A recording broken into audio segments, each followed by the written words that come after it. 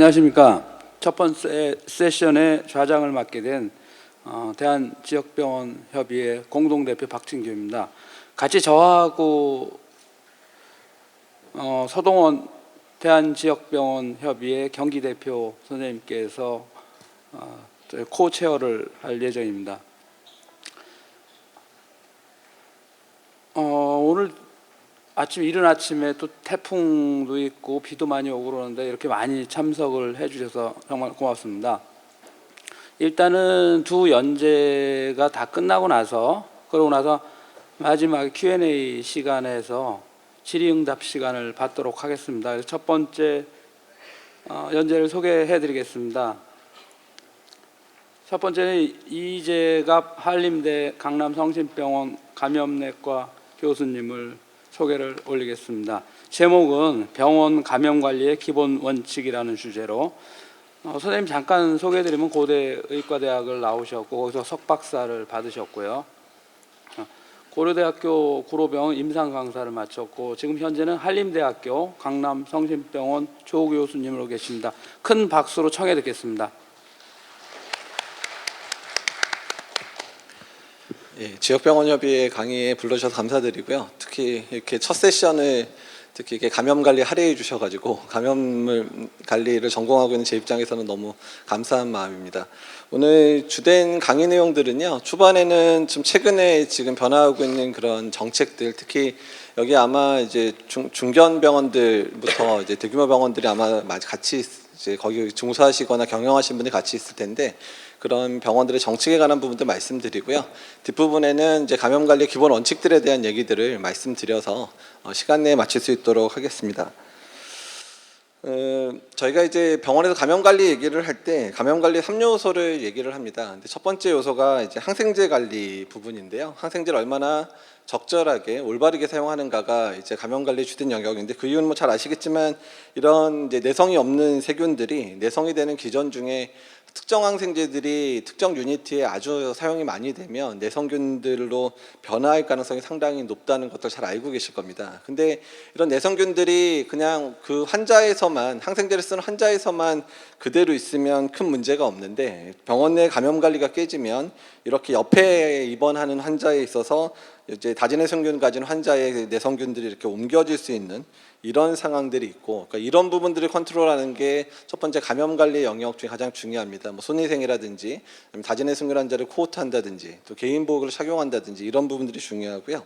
또 그다음 또 요새 최근에 또 가장 문제가 되고 있는 부분들은 뭐냐면 기존에 이제 다진내성균 환자가 입원했었던 환경에 이렇게 오염이 돼서 이제 간호사들이 터미널 케어라 그래서 이제 환자가 퇴원하면 주변 환경을 잘 소독하기는 하지만 그런 부분들이 좀 미흡하게 이루어지거나 아니면 환자가 아주 급하게 입원하는 과정 속에서 환경 소독이 잘 안 되는 경우에는 그러니까 이제 새로 입원한 환자에서 이전 환자의 내성균들이 환경을 통해서 획득하는 경우들도 이제 상당히 많이 보고가 되고 있습니다. 그래서 최근에 감염 관리의 이제 병원 내 스트래터지의 가장 중요한 것들 하나는 항생제 사용에 대한 부분들을 적절히 조정하는 것과 감염 관리를 제대로 이제 하는 부분들, 거기다 환경 관리까지 이제 이 세 삼박자가 잘 갖춰져야 그 병원의 이제 감염 관리가 제대로 되고 있다 이렇게 얘기할 수 있는 부분들이 있습니다. 그러면 특히 요새 최근에 이제 중소병원하고 요양병원에 해당되는 병원들의 감염관리 정책들이 변화되고 있는 부분들을 좀 정리해 드릴 건데요.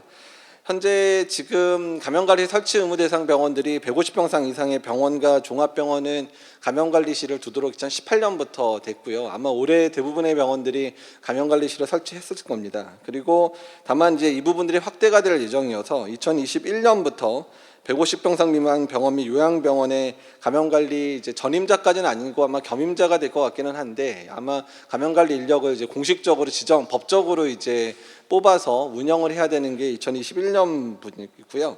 2022년부터는 의원급에서도 감염관리를 이제 담당하는 사람을 이게 아마 뭐 간호사가 될지 뭐 그냥 병원 직원 중에 한 명이 될지에 대한 여부는 결정이 안 됐지만 의원급까지 확대될 예정이기 때문에 이제 감염관리 인력들을 이제 전국에 있는 모든 병원들이 이제 뭐 겸임이든 전임이든 지정해야 되는 상황들이 2021년 또는 2022년 이후에는 되는 부분들을 기억하시고 점진적으로 준비를 하셔야 될 것 같습니다. 그리고 중소병원과 요양병원 수가의 변화들이 있었는데요. 병원급 특화 감염 예방 관리로 신설이 돼서 아마 이제 병원 경험하시는 분들은 많이 알고 계시겠지만 3등급 감염 예방 관리료가 신설이 됐습니다. 그 내용은 뒷부분에 보여드릴 텐데 환자 한 명당 1일당 전 입원 환자입니다. 전 입원 환자 한 명당 1일당 이 그 감염 관리에 해당되는 여러 기준들을 맞추면 1,580원 정도의 이제 수가가 발생을 하게 됩니다. 그래서 저희가 단순 추정을 하게 되면 200병상 병원 규모의 한 병원이 환자가 만약에 200병상을 이제 꽉 채운다는 보장이면 1년에 1억 원이 넘는 그런 감염 예방 수가가 이제 창출이 되는 효과들이 있어서 기준이 좀 까다롭기는 하지만 병원 내에서 준비가 가능하다 그러면 이런 감염 예방 관리 수가를 받는 그런 부분들이 가능해져 있고요.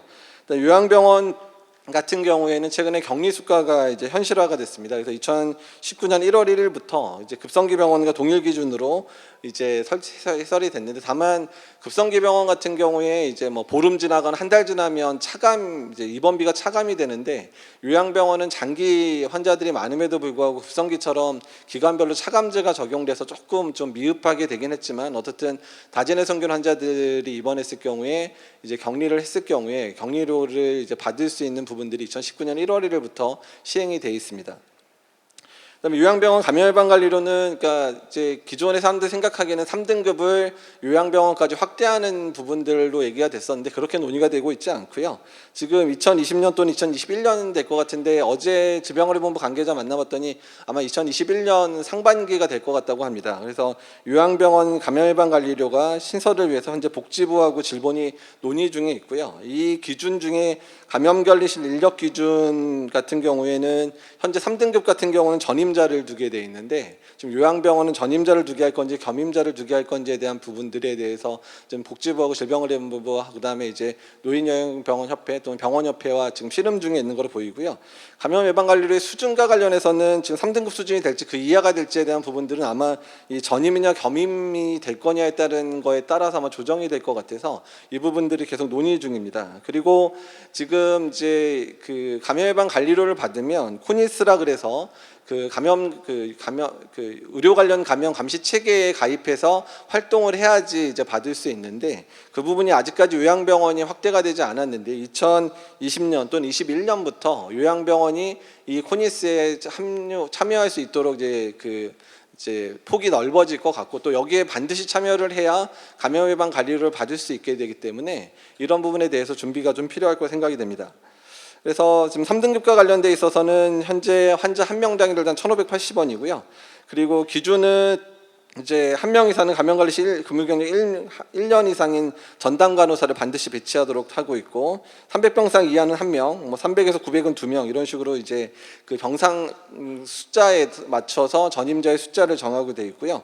그다음에 병원급에 해당되는 경우는 그냥 병상 규모에 상관없이 한 명만 두면 되게 돼 있고 감염관리 의사는 300병상당 이제 한 명을 이제 두도록 이렇게 해서 교육을 받도록 돼 있고요. 어쨌든 뭐 감염내과나 이제 뭐 소아 감염하시는 분들은 이제 자격증만 있으면 되지만 만약에 그 외의 과 뭐 진단검사의학과나 뭐 내과 선생님이나 외과 어쨌든 타과에 계신 분들은 연간 교육 시간을 이수하게 되면 이제 그 부분이 자격이 주어지게 돼 있습니다.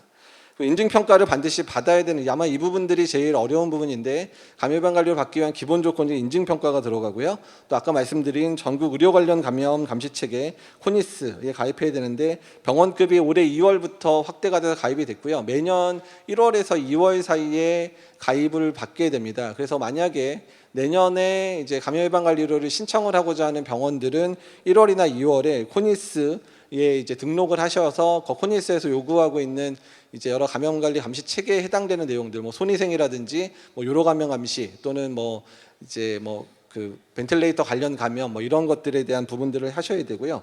또 전 직원 감염 관리 교육을 연일회 이상 하게 돼 있고 감염 관리 지침을 마련해야 되는데 인증 평가를 받게 되면 감염 관리 지침은 당연히 만들어야 되기 때문에 인증 평가 연관돼서 대부분의 문제들이 코니스 외에는 대부분 해결이 되게 되어 있습니다. 그리고 그리고 개판가에서 모든 인력은 뭐 16 이상 부재하는 경우 제외되어 있는 어떤 그 근무 기준에 대한 부분들은 읽어보시면 될 것 같고요. 그래서 이 부분들에 대한 부분이고 아마 요양병원에서의 감염 예방 관리료도 요 수준에서 비슷하게 되는데 간호사 인력과 감염관리 의사 인력 기준에 대한 부분들이 조금 다르게 될 수 있어서 올해 말부터 내년도에 계속 논의가 이루어지기 때문에 지역병원 협의회도 이제 병원급에 대한 이제 뭐 수가 문제뿐만 아니라 요양병원 원장님들도 이런 정책 변화에 대해서 보건복지부 논의 때 강하게 이제 로비를 하시는 게 좋을 것 같습니다. 그러면 이제 기본적인 감염 관리에 관련 부분들 말씀드리는데 이제 손위생부터 말씀드리는데 뭐 이런 자리에 또 손위생 이렇게 얘기를 하시겠지만 손위생이 감염 관리에 있어서는 정말 절반에 해당되는 내용에 해당돼서 상당히 중요합니다. 그래서 기본적인 원칙들만 말씀을 드릴 거고요. 그러니까 손을 통해서 미생물이 전파되는 경로는 이렇습니다. 그러니까 보시는 것처럼 환자를 접촉할 때 환자의 표면이나 환경에 묻어 있는 그런 균들이 이제 의료진의 손에 묻게 되거나 의료진 손뿐만 아니라 의료진의 청진기라든지 여러 가지 그 의료 기구들에도 이렇게 오염이 잘 되고요. 그런 상황에서 손을 잘 씻게 되면 넘어가지 않지만 만약에 손을 안 씻은 상황에서 다른 환자를 보게 되면 그런 다른 환자의 다전해 성균들이나 여러 균주들이 타 환자에게 전파되는 이런 패턴들을 보일 수 있기 때문에 손위생은 중요하다고 말씀을 드립니다. 사실 손위생이 중요하다고 깨닫게 된 게 사실 얼마 안 됐는데요. 보시면 알겠지만 1800년대에 이제 그 오스트리아의 한 산과 병원에서 있었던 일인데 조산사와 의사가 환자를 받았을 때 그 당시에는 애를 받으면 엄마들이 이렇게 열이 나가지고 사망하는 확률이 조산사가 받으면 5%, 의사가 받으면 15% 정도였습니다. 그러니까 엄청난 숫자가 이제 출산 후에 그 감염으로 사망을 했었는데 그 이유를 봤더니 의사들 같은 경우는 바로 옆에 있는 의과대학에서 해부학 실습을 하던 손 그대로 해부학 실습을 하다가 그대로 와서 이제 아이를 받기도 하고 다만 조산사는 병원 안에서 그냥 근무하다가 이제 아이를 이제 받다 보니까 의사의 손이 훨씬 더 오염이 심하다 보니까 의사가 아이를 받을 때 훨씬 사망률이 높았는데 손 씻기를 강조했더니 사망률이 거의 10분의 1 미만으로 떨어지는 것들을 확인하면서 의사 그리고 이제 간호사들이 손을 씻는 것 자체가 환자의 건강에 아주 중요한 영향을 미친다는 것들이 1800년대에 발견이 됐고요. 어쨌든 이런 이유로 손위생이 되게 중요하다는 것들은 실제로 1900년대 이후에 이제 정립이 되기 시작했고 의사들이 이제 수술할 때 장갑을 끼기 시작한 것도 이 손위생이 중요한 걸 깨닫는 것 훨씬 뒤인 1890년대 후반부부터 장갑을 끼기 시작했었기 때문에 어쨌든 전반적인 감염 관리에 대한 부분에 있어서는 의학적인 측면에서도 많이 늦었다는 것들을 알 수 있습니다. 또 손위생은 뭐 마찬가지로 손이 깨끗해 환자들한테 해가 없다 이런 의미 때문에 중요하고요. 이런 내용들은 넘어가겠습니다. 저희가 병원에서 저희 병원 의료진 대상으로 손을 씻고 나 전후를 이제 비교해 본 건데 이 정도면 뭐 손 잘 씻어진 건데 보시면 알겠지만 일부 부위에 손이 좀 잘 안 씻어지는 부위도 있고 가끔 이제 아주 한 7, 8년 전 자료긴 한데 저희 병원 인턴 선생님 손인데 색깔이 다르면 이제 균이 다른 건데 손 씻기 전에 이렇게 시커멓게 나오다가 손 씻고 나니까 한꺼풀만 벗겨지고 안에 있는 균이 이렇게 자라서 색깔이 달라지는 경우들도 있었거든요. 그래서 손을 정말 깨끗하게 잘 안 씻으면 이렇게 씻으라면 안 하는 부분들이 있어서 손 씻을 때는 원칙을 지켜서 잘 씻는 게 중요하다는 걸 말씀드립니다. 그래서 물과 비누로 씻을 때 손 씻기 방법 잘 아실 거고요. 보통 저희가 40에서 60초, 그러니까 비누로 한 15초 이상을 반드시 닦고 물로 이제 해서 전체에 비누를 칠하는 것부터 해서 완전히 이제 해서 건조하는 시간까지 합쳐서 한 40에서 60초 정도로 얘기를 드리고 있고 알코올 손소독제는 적어도 요새 15초까지도 얘기하지만 20에서 30초 동안 계속 이제 손을 비비도록 말씀드리기 때문에 한 환자 보고 다음 환자 갈 동안 계속 비비지 않는 이상은 이 시간을 사실 만족하기가 어렵습니다. 그래서 저도 이제 보통 회진 돌고 외래 보고 이제 이런 날 같은 경우는 손위생 횟수가 100회가 넘게 되거든요. 근데 그렇게 되면 자꾸 손이 이제 알코올 성분들이 닿기 때문에 많이 손이 트기 때문에요. 이렇게 보습제들을 반드시 발라 주셔야 손에 상처가 없어야 세균들의 그 증식도 막을 수 있기 때문에 꼭 건조하시는 부분들 그리고 꼭 보습제로 손에 자주 발라주시는 부분들도 신경을 써주셔야 됩니다. 그리고 이제 가끔 이제 알코올성 손위생제랑 손을 물과 비누로 씻는 거랑 효과 차이가 있는 일을 많이 물어보시는데 실제로 알코올성 그 손위생제를 쓰는 거나 물과 비누로 사용하는 거는 효과는 거의 동일합니다. 다만 물과 비누로 이제 해야 되는 경우에는 이제 체액이나 혈액이 오염된 경우나 우리 클로스트림 디퓨실이라 그래서 이게 스포를 만드는 균 있죠. 항생제 많이 쓰면 설사하게는 이런 균들 같은 경우는 균이 이제 잘 안 죽기 때문에 물로 씻어야 이제 완전히 떨어뜨리라고 털어내라는 형태로 이제 하게 돼 있고 노로바이러스도 환경 내에서 잘 안 죽고 알코올이 잘 안 죽거든요. 그래서 이제 이런 감염 된 경우에는 반드시 물과 비누를 씻게 돼 있고, 그러지 않은 경우에는 알코올성 손세정제나 물과 비누를 사용한 경우는 효과는 거의 동일하다고 되어 있습니다. 그래서 손위생 수행 시간에 대한 부분들, 핸드와싱은 핸드 드럽을 하게 됐을 경우에 말씀드린 대로 알코올로 한 경우는 알코올이 들어가니까 초기에 이렇게 떨어지는 확률이 상당히 높게 되는 부분들이 있어서, 어쨌든 알코올로 하는 부분도 상당히 괜찮고, 또 어쨌든 손에 뭔가 묻었거나 체액이 묻거나 뭐 이런 경우에는 물과 비누를 씻겠다 이렇게 사용하시면 되기 때문에 효과에 대한 측면에 있어서는 양쪽에 큰 차이 없다는 것을 불러드리는 거고요.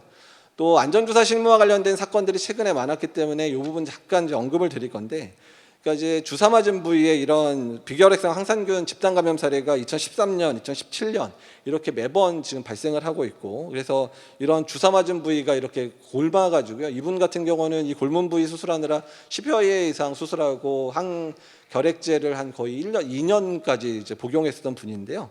이런 식으로 터져 나오는 부분인데, 그 의원급이긴 했지만 방문했었을 때 아마도 주사를 믹스하는 과정 중에서 아마 오염이 됐을 거로 예상이 되는 상황이었고, C형 간염, 집단 감염 사례도 계속 많았었죠. 그러니까 이런 부분들 이제 고민되는 부분들인데, 사실 C형 간염 같은 사건들이 우리나라에만 있는 게 아니라 미국도, 여긴 2008년이지만 추후에 2013년 자료까지 보더라도, 아주 최근의 결과를 보더라도 미국에서도 C형 간염이나 심지어 HIV 감염이 이제 환자 간 전파 사례들이 실제로 보고되고 있어서, 이거는 의료의 선진이냐 아니냐의 문제를 떠나서 개별 병원이 얼마나 그 원칙을 제대로 지키냐 마느냐의 문제이기 때문에, 정말 한순간에 정말 점검이 안 되거나 아차해버리면 문제가 생길 수 있어서, 그래서 주사와 관련된 업무에 있어서는 꼭 원장님들이 이제 바쁘셔서 관여하기 힘드시긴 하시겠지만, 특히 의료진, 간호사들이 바뀌거나 간호조무사들 바뀌었을 때는 이런 주사 관련 업무들이 제대로 인계됐는지에 대해서 꼭 주사실 한번 들어가셔서 체크를 해주시는 게 상당히 중요합니다. 대부분 이제 의사 선생님들이 주사를 안 놓고 주사를 준비하는 과정 또는 주사를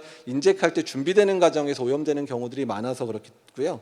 그래서 미국에서 뭐 C형 간염과 B형 간염의 아웃브레이크 사례들이 여러 클리닉에서 있는 것들 보여드리는 거고, 그리고 주로 이게 오염되는 게 주로 이제 주사기를 재활용하는 경우는 거의 대부분 없습니다. 거의 대부분의 사건들이 멀티도즈 바이알, 그러니까 여러 명한테 사용하는 주사에서 문제가 생기는 경우들이 많은데, 대부분이 그렇습니다. 특히 이제 뭐 예를 들면 리도카인 같은 거 사용할 때 환자가 이제 리도카인 한번 인젝을 했는데, 리도카인 인젝 환자가 조금 이제 수술 시간이 길어져서 이제 통증이 생기니까 다시 이제 리도카인 뽑을 때 사용했던 이들을 이렇게 넣어서 뽑게 되면 이 리도카인이 오염되게 되잖아요. 근데 이 리도카인을 끝나고 난 다음에 사실 버려야 되는데, 이거를 정리 조치는 이제 의사 선생님이나 그 현장에 있는 간호사가지만, 이것들을 정리하는 거는 되게 이제 좀 그 다른 간호사들이 하다 보니까 그냥 표면으로 봤을 때 오염된 것 같지 않으니까 이 주사를 그 다음번에 다시 사용하게 되면 이 주사는 오염돼 있잖아요. 근데 이 주사에 다시 리도케인 뽑게 되면 다음 환자한테 C형 간염이 전파되는 이런 패턴이기 때문에, 그래서 최근에 모든 가이드라인이 멀티도즈 바이알은 환자를 시술하는 영역에 절대로 가져가지 마라, 주사실 안에서만 준비를 하고 꺼내고 해야지 이런 오염 상황이 발생하지 않기 때문에, 그래서 멀티도즈 바이알 사용하는 이제 특히 뭐 리도케인이나 이런 거 사용하시거나 헤파린 같은 거 사용하실 때 이런 오염 상황이 발생하지 않도록 상당히 주의가 필요합니다. 그래서 신생아 집단 폐혈증 관련돼 있는 부분들은 좀 간단히 넘어가는데, 사실 우리나라에만 벌어진 게 아니고요. 외국 상황에서도 여러 번 신생아실에서 이런 수액 관련 사고가 많이 발생을 했었습니다. 그래서 사실 이제 이것도 아까도 말씀드리지만 기본적으로 원칙들을 잘 지키고 있다가 잠깐 이제 뭐 담당자가 바뀌거나 간호사가 이제 뭐 이직하거나 이런 상황에서 이렇게 새롭게 들어온 이제 간호사들이 창의적인 방법으로 이렇게 좀 원칙을 깨트리다 보면 이런 문제가 생길 수 있기 때문에 이런 부분들을 좀 해야 되고요. 어쨌든 이런 문제들, 그러니까 어쨌든 이런 영양수액제 같은 경우는 오염되면 아주 급속도로 이제 세균이 자라나기 때문에 바로 이제 분주를 어떻든 안 하는 게 좋고, 혹시 분주를 하게 되면 바로 투약을 해야 되는데, 11시에 분주된 그 수액들이 5시부터 심지어 8시에 이렇게 투약되게 되는 상황이 발생하면서 벌어진 상황이라, 그래서 어떤 영양수액이든 모든 주사제는 뭐 분주가 됐거나 믹스가 되면 대개 1시간 내에 바로 투여하지 않으면 이런 사건의 위험성이 있기 때문에 주의를 하셔야 되고요. 그래서 미국 CDC나 이제 한국 가이드라인 보게 되면 무균 조제에서 조제된 경우를 제외하고는 모든 수액은 되도록 개봉 후 6시간 이내에 공거를 하고 있고, 보통 1시간에서 4시간부터 세균이 기하급수적으로 자라기 때문에 어쨌든 열린 거 또는 주사기에 분주된 건 1시간 이내에 투약을 해 이런 사고가 생기지 않는다, 이렇게 얘기를 하고 있기 때문에 이 부분 꼭 강조를 해서 간호사나 조무사들 교육을 반드시 시켜야 됩니다. 그리고 그래서 안전조사 실무와 관련된 부분에 있는 부분들은 저게 일부러 좀 이제 이제 지침들을 캡처해서 올려놨으니까요. 전반적으로 쭉 읽으시면 뭐 다 이해가 되는 부분들일 거여서 중요한 부분들만 좀 하고 넘어가겠습니다. 그래서 어쨌든 뭐 요새 아주 옛날에 이제 인턴들이 주사기랑 주사바늘 이제 꽂고 다니는 이런 거 하지 말라는 얘기는 뭐 잘 아실 거고요. 그다음에 수액의 관리 중에 이 플러싱하는 용도가 꽤 있잖아요. 근데 플러싱하는 것도 되도록 일회용을 사용하셔야 되는데 예전에 이제 질병관리본부에서 이제 주사제 관련 사고 난 병원에 한번 방문했었을 때 어떤 사고가 있었냐면 1리터짜리 수액 하나를 이렇게 걸어놓고 거기서 계속 수시로 그냥 10cc, 20cc 뽑아서 플러싱을 했었는데 그게 오고 가는 과정 가운데 주사기를 넣고 빼는 과정 중에 이 플러싱 수액이 오염돼 가지고 그 이후에 플러싱했었던 모든 라인이 오염돼서 여러 번 문제가 됐던 적이 있어서 플러싱 할 때 1리터짜리는 500 대용량 수액 걸어놓고 주사 뽑아서 하는 플러싱은 절대 사용하시면 안 됩니다. 그래서 그런 사고가 생각보다 많이 발생해서 플러싱하는 부분 주의를 좀 해주시면 좋겠고 이거 같은 얘기들입니다. 그리고 주사기와 관련된 부분들보다는 일단은 이제 주사용 약물 중에 일정 기간이 있는 부분들에서도 날짜 지정되어 있는 부분들 꼭 지키셔야 되는 부분들 말씀드리고 싶고 그래서 어쨌든 주사와 관련되어 있는 부분에 있어서는 내용들 읽어보시면 크게 어렵지는 않지만 아까도 말씀드렸지만 특히 이제 신임 간호사들 뭐 이제 뭐 신입으로 들어와서 처음 트레이닝 받거나 이런 과정 중에서 이제 숙달되지 않은 상황에서 자꾸 사고가 벌어지는 경우들이 많고 사실 원장님 직접 개입하시지 않았지만 원장님 병원 안에서 일어나는 부분들에서 사건이 터지게 되면 상당히 문제가 되는 경우들이 많기 때문에 그래서 꼭 병동의 주사 구역들 그다음에 주사 프로세스 같은 경우는 감염관리실 통해서 반드시 1년에 한두 번씩은 쭉 라운딩 돌면서 꼭 체크를 하시는 게 좋고요. 회진도시다가도 한번 주사실 들리셔서 주사 준비 구역이 청결한지 또 주사 구역에 믹스된 약들이 2-3시간 이상 방치되고 있는지 않는지 이런 부분들을 꼭 확인을 해주시는 게 좋을 것 같습니다.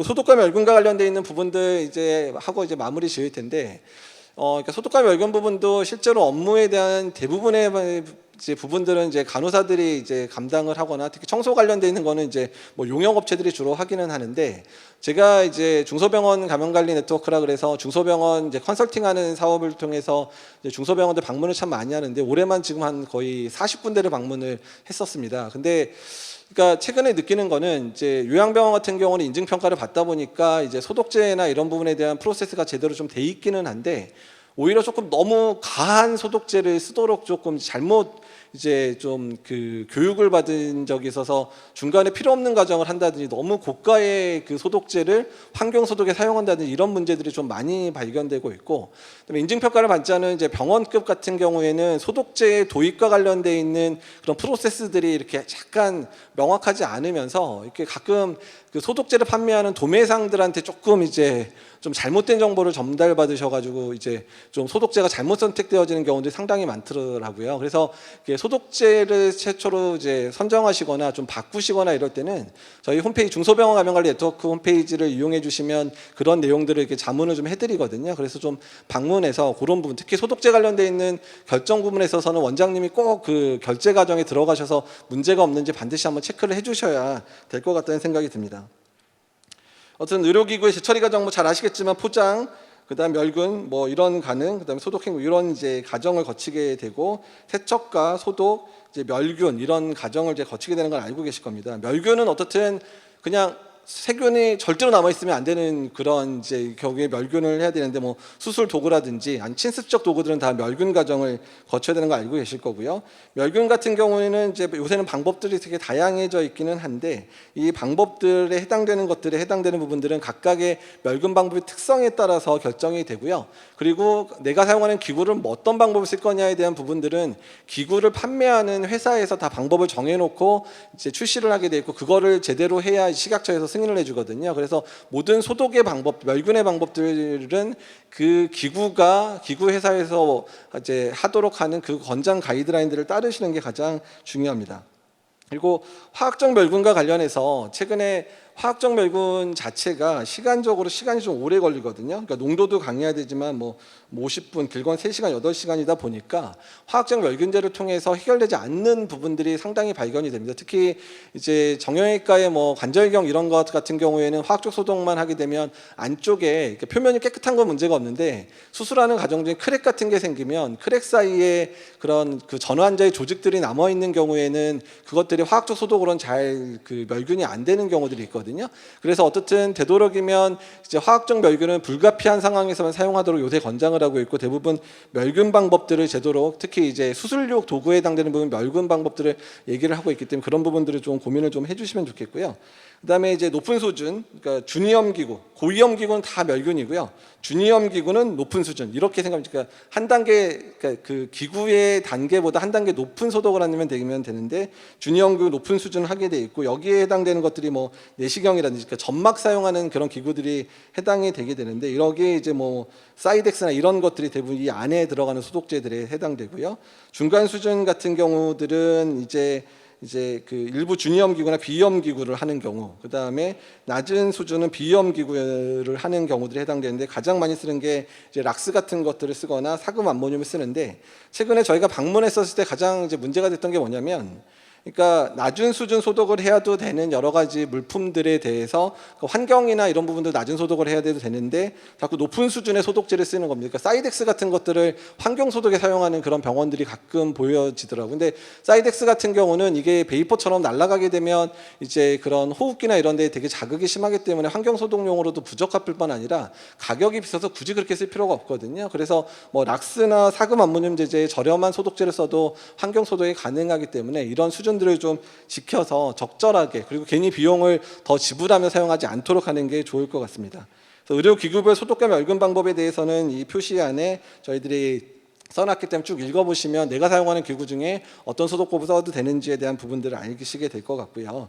그래서 제가 직접 소독을 안 하시다 보니까, 그러니까 이게 뭐지 이러실 텐데 한번 내용 보시고 병원에 가셔서 이제 이런 소독을 담당하는 이제 그 간호사나 아니면 담당자랑 꼭 문의를 해서 내가 사용하는 기구들이 적절한 소독제를 하고 있는지 이런 부분 점검해 주시면 좋을 것 같습니다. 이 부분들 이제 표현해 드린 부분이고요.